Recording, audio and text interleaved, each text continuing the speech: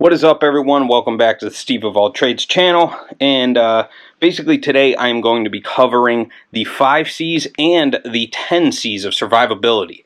Now, these are something that was developed by the great Dave Canterbury, who is a fantastic survival expert. He was on the show Dual Survival, and arguably one of my favorite survival experts, because in reality, he's probably one of the most real survival experts. He has his very specific way, and it was very apparent on the show Dual Survival how it might mesh or go against the grain with a lot of other survival experts, but that was the point of the show. So today I'm going to be covering the 5 C's and the 10 C's of survivability. Now, you have to think about it this way. The 5 C's are standard. These are things that need to be on your person basically at all times. It's very similar to the 10 Essentials video that I did for the Boy Scouts. It's a little bit more conservative, but I will kind of go through the list. So number 1 is going to be a cutting tool.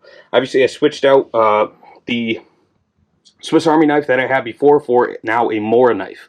In the area that you can carry a fixed blade knife, I know obviously walking through town and stuff like that, you're not allowed to really carry a fixed blade knife, but out in the wilderness, I will take a fixed blade any day over a folding knife. Just there's less parts, it's going to fail less. You can, really beat the hell out of these knives and they're going to be just fine. This is just a Mora companion. I think I got this for maybe $20, if not $18.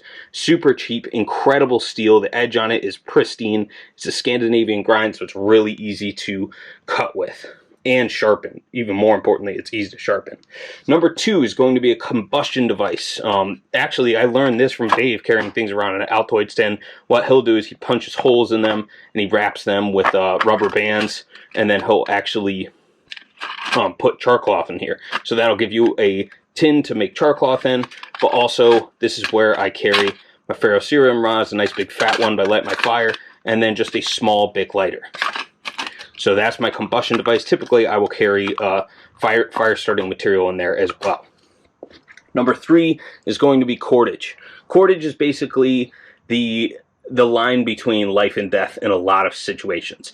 And the situation that I think about the most is your ability to make a shelter. Your ability to make a shelter increases drastically with the availability of cordage. So just this simple 25-foot line of paracord. This is a 7-strand, 550-pound paracord.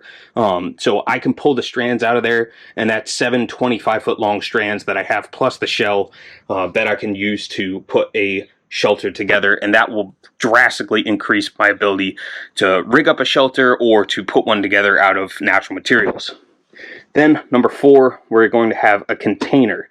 I do not have the metal Nalgene container that Dave Canterbury does. I have had a hell of a time trying to find them, but I typically carry these big 48-ounce containers with me anytime I go out into the woods, so I have extra water. And then also in the pocket that I put my water bottle in, I put this metal cup, just so if I need to heat up water, if I need to boil water for purity or anything like that, I have the ability to do so.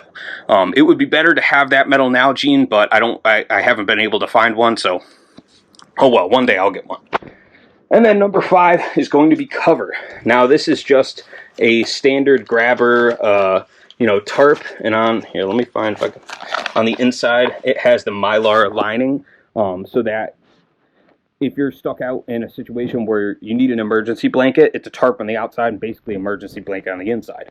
That definitely gives you an advantage. So if you're stuck out in the sunlight, you could flip the Mylar so it's pointing upwards to help create a cooler environment below you. Or if you're in cold temperatures in wintertime, you can rig that tarp real low so that the Mylar is going to reflect your heat back at you. Also under here, I included a rain jacket because that could be a form of cover as well. Basically anything that's going to help you get out of the elements. One thing that my uncle taught me when I was just starting going through Scouts was it is incredibly important to have a poncho. And I know it sounds ridiculous. I know it's not the 80s anymore. People wear ponchos and stuff. But having a poncho basically gives you the ability to cover both yourself and your backpack from any rain. You could still move with it on, but also if you get stuck in a really bad storm, what you could do is lean up against a tree and actually set the tarp out. The tarp I have is by Sea to, or the poncho I have is also a tarp. It's by Sea to Summit, and basically what I do is I stake out the front of it just to give myself a little area for the water to run off away from me, because if you're just sitting down, it can run onto you. And that's for a really bad rain squall, that's a good shelter just to get out of the elements. It's not going to be perfect. You know, if you're in a really bad survival situation, it's going to help you basically survive the night. It's not going to be comfortable. But now, now moving on, so those are the 5 C's of survivability. Now I'm going into the other 5 that Dave Canterbury laid out. Some of these I definitely bring out in the woods with me and I use all the time. Some of them I find a little bit ridiculous, but he knows way better than I do, so I trust his judgment. So number 6 is going to be a candling device.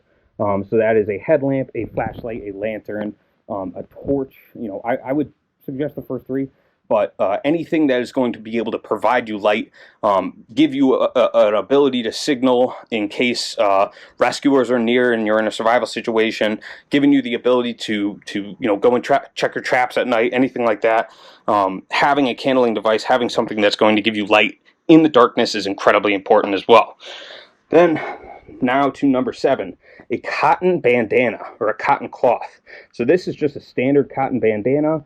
And then this is a shamag. This is a little bit bigger. This is about 3 foot by 3 foot. And that's actually what Dave Canterbury recommends, is a 3 foot by 3 foot shamag. Or just a very large bandana. Now the reason is, 1, you can make char cloth out of it. And Dave really pushes char cloth, which I agree with. You know, if you have the ability to make it, it's fantastic to go out into the woods, because it's almost a guarantee that if you're stuck in a situation, you can start a fire. Number 2, if you're in a superheated situation where it's incredibly hot out, you could actually dip that in water. And I almost always when it's super hot out will put a wet bandana around my neck. That just cools the blood flow as it passes through my neck. It cools it down as it goes up to my head and as it goes down through my body. So if I'm overheating, that'll actually cool you down a lot quicker than putting it on your forehead. There's just a lot more arteries and veins going through there than there are the small veins that go up through the skin of your skull. So if you are in a superheated situation, it's actually better to put it gently around your neck. And then finally, even like a big shamag like this, if I get stuck out in a situation where I don't have a backpack, that's basically my ability to carry something. I could use this tarp if I have it available, but having something like this, I can carry all these items in a shamag and just basically wrap it up and throw it over my shoulder, and boom, I have a backpack. Is it as good as a backpack? No, but it's something to carry things in. So I definitely think that's a good call on Dave's part. Then number 8 is going to be a compass. Having the ability to navigate in the wilderness and having the ability to find out where you are and what direction you're traveling in is always going to be incredibly important. I absolutely agree that, you know, it being one of the 10 essentials in Scouts, that's something I've always carried on me and I learned how to use at a young age. So having that with you is going to be paramount. Now the last 2 items I do not have, so I apologize, but number 9 is going to be duct tape, or Gorilla Tape if you have it available. I've been going out into the wilderness and doing long trips for about 15 years, and I personally have never had a scenario where I've needed duct tape. But in Dave's defense, there's not a lot that you can't do with duct tape, and if you have duct tape with you, then it's the ability to put fletching, like makeshift fletchings on an arrow, as he did in one of his dual survival episodes. You could use it to repair a rain jacket or repair a tarp to prevent water from pouring in if you're in an emergency situation. So as a repair material, it is actually very important to have something like that in the woods. I've never run into the scenario where I've had it, or where I've needed it, I should say. So I typically don't carry it, but my suggestion is not to carry an entire roll of duct tape. It's very heavy. So what I would say is take a piece of that corrugated plastic board that people will make, you know, they're like political signs out of or whatever, and wrap duct tape around that. So you have a nice thin flat piece of roll of duct tape that you can use in a survival scenario. It's not the full, 100 yards of it that you'd normally get on a roll, so it's not super heavy, but it'll provide you enough that you can use it in a repair situation. Finally is a sailing needle. Now, if you've never seen this before, it's basically a very large needle, and that could be used for, in a terrible scenario, you could use it to sew yourself back up if you have a very bad cut. You could use it to repair gear with, which I think those last two items are added in there by Dave Canterbury so that people can repair the gear while they're out there. He pushes a lot of the old school gear, using canvas and using these older materials that they did back in the 1800s and early 1900s. And having the ability to repair things and having the knowledge to repair things is very important while you're out in the wilderness, especially if you're doing it for a long-term scenario. So even though I don't have those two items, and those are two that I've never needed, I do see a situation where those would be useful.